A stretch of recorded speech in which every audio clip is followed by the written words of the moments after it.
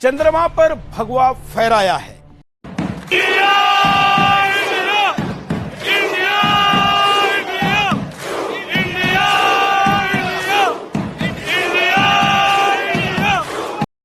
मैं भाई साहब, आप नोटा पे डालो मैं ही जीतूंगा, आप गाड़ी पे कार पे डालो मैं ही जीतूंगा, आप हाथ पे डालो जीतेगा तो कमल ही।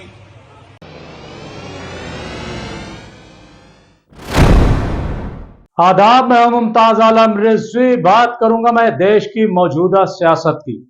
चंद्रयान 3 चांद पर पहुंचा, जिसके लिए इसरो के साइंसदानों को मुबारकबाद दी जा रही है और दी जानी चाहिए। लेकिन जब साइंसदान भारत चांद पर पहुंच गया तो भारत की सियासत जो है वो कितनी पताल में जा रही है, इस पर भी नजर रखना जरूरी।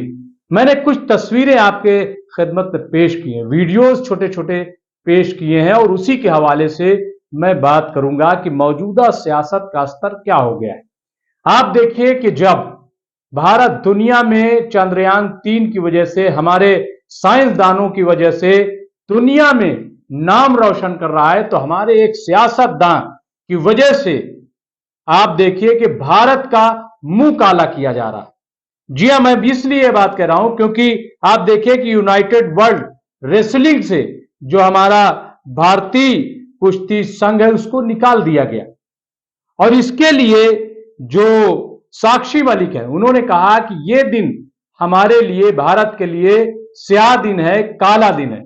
ऐसा क्यों कहा गया? साक्षी मलिक ने कहा कि ऐसा सिर्फ और सिर्फ बृजभूषण शरण सिंह की वजह से हुआ है, जो कि भाजपा के सांसद हैं। ये उन्हीं की वजह से हुआ है। दरअसल जो यूनाइटेड वर्ल्ड रेसलिंग है उसने ये कहा था कि आपको 45 दिन के अंदर अंदर जो भारतीय कुश्ती महासंघ है उसका चुनाव कराना, लेकिन 45 दिन का वक्त चला गया, चुनाव नहीं कराया गया, जिसकी वजह से अब भारत का जो परचम है, तिरंगा जो है, वो जो वर्ल्ड चैंपियनशिप होने जा रही है कुश्ती की, उसमें तिरंगा नहीं दिखाई देगा, उसमें भारत का परचम नजर नहीं आएगा।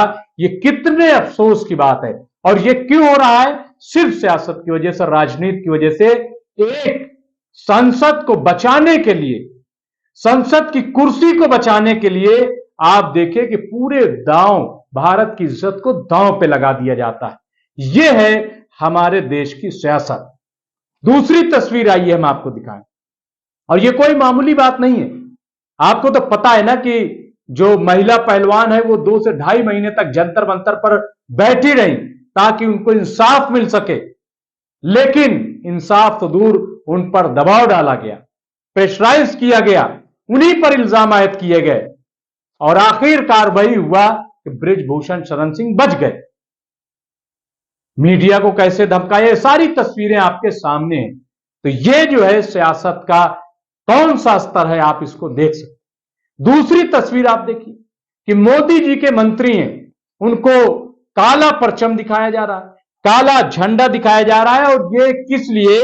ईआरसीपी को लेकर के विधायक रामकेश मीणा है जिन्होंने ये स्याह परचम, इनको काले परचम दिखाया। अब इस पर जो है, जो मोदी जी के केंद्रीय मंत्री हैं गजेंद्र सिंह, वो बहुत नाराज हो गए सिक्योरिटी वालों को कि ऐसा क्यों हो गया, लेकिन खुद से नहीं पूछ रहे हैं कि आखिर उन्होंने क्यों ऐसा किया कि आज स्याह परचम, उनको काले झंडे दिखाए जा रहे हैं।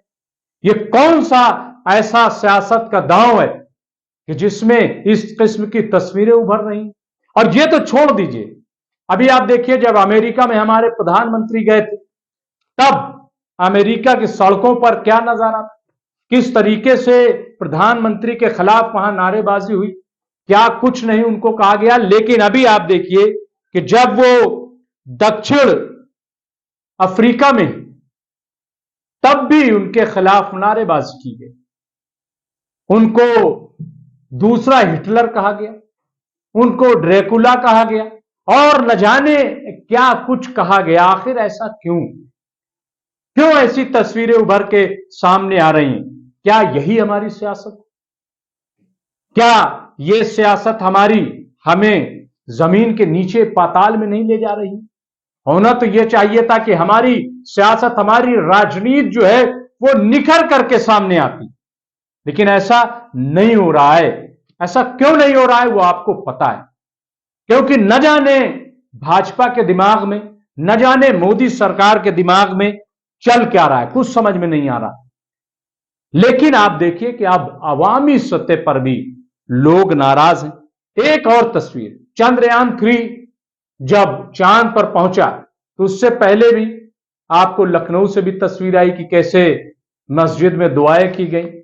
इसके अलावा जब चंद्रयान लैंड कर गया तो कुछ लोग जो है वो शाही जामा मस्जिद पर भी पहुंचे और वहां पहुंचने के बाद उन्होंने मिठाइयां बांटी, नारे लगाए, खुशियां और जश्न मनाया।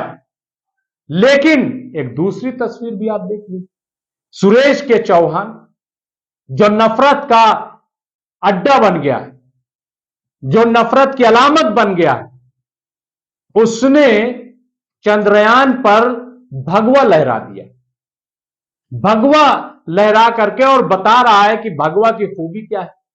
भाई भगवा की खूबी होगी, लेकिन क्या यह देश के खिलाफ काम नहीं है कि आप चंद्रयान 3 पर जो चांद पर लैंड किया उस पर भगवा लहराएं, जबकि तिरंगा सब दिखा रहे हैं, तिरंगा लहरा रहा है, हर कोई तिरंगे की तस्वीर पेश कर रहा है, लेकिन ये भगवे की तस्वीर। अब इस पे लोगों ने कहा कि अगर खुदा न खास्ता कोई मुसलमान जो है वो हरा रंग, हरा परचम अगर कर देता तो अब तक उसको जेल हो जाती। तो क्या सवाल यह है कि सुरेश के चौहान को जेल होगी? क्या इस तरह की हरकतों की इजाजत होगी? दरअसल ये जो तस्वीरें हैं ना, यही दुनिया तक जा रही है और इसी वजह से मोदी सरकार बदनाम हो रही, खुद पीएम मोदी बदनाम हो रहे हैं, क्योंकि ऐसे लोगों के खिलाफ कार्रवाई नहीं की जा रही। ऐसे लोगों के खिलाफ कार्रवाई की जानी चाहिए। जब तक ऐसा नहीं होगा, जाहिर है कि इस किस्म की तस्वीरें सामने आती रहेंगी। अब एक और आखिरी बात, हालांकि वो मैं अलग से भी वो खबर करूंगा ईवीएम को लेकर के। अब आप देखिए कि ईवीएम को लेकर के जब बड़े बड़े सवाल उठ रहे हैं, तो ऐसे में भाजपा के ही एक सांसद कह रहे हैं कि किसी को आप वोट कीजिए, लेकिन जब चुनाव होगा तो जीतेंगे मोदी जी, जीतेंगे तो हमें ईवीएम पर भरोसा है। ये जो ईवीएम को लेकर के खुद भाजपा इस तरीके की बातें कर रही, दूसरों को तो छोड़ दीजिए, तो क्या कांग्रेस ने ट्वीट किया है उनके जुमलों को? लेकिन कांग्रेस से भी सवाल है कि फिर अभियान इसके खिलाफ क्यों नहीं चल रहा? क्यों इस बात की पुरजोर मांग नहीं की जा रही है कि अब जो चुनाव होगा वो ईवीएम से नहीं बल्कि बैलेट पेपर से किया जाएगा? क्या कांग्रेस इसकी मांग करेगी? क्या कांग्रेस इसके लिए कोई मूवमेंट चलाएगी? उसको चलाना चाहिए अगर उसको ऐसा लगता है। और अब जबकि भाजपा ने कह दिया, तो कुल मिलाकर के ये जो तस्वीरें सामने हैं, क्या आपको लगता है कि जो हमारी इतनी बड़ी कामयाबी चंद्रयान 3 को लेकर के है, उस पर पानी फेरने का काम हमारी ये सियासत कर रही, जो मौजूदा सियासत, ये लुटिया डुबो रही है? और मैं समझता हूं कि इस पर जो है हमें सबको बोलना चाहिए, चाहे वो फिरका परस्ती हो, चाहे वो बदउनवानी का मामला हो, या कुछ भी हो। और इससे तो एक चीज का और पता यह चल रहा है कि जैसे अब मोदी जी की उल्टी गिनती शुरू हो गई और उनके खिलाफ जो है ये माहौल बन रहा है। बहरहाल सियासत जो है वो इस वक्त की बहुत ही अफसोसनाक है और इसको बदलने की जिम्मेदारी नौजवानों की। बहुत बहुत शुक्रिया।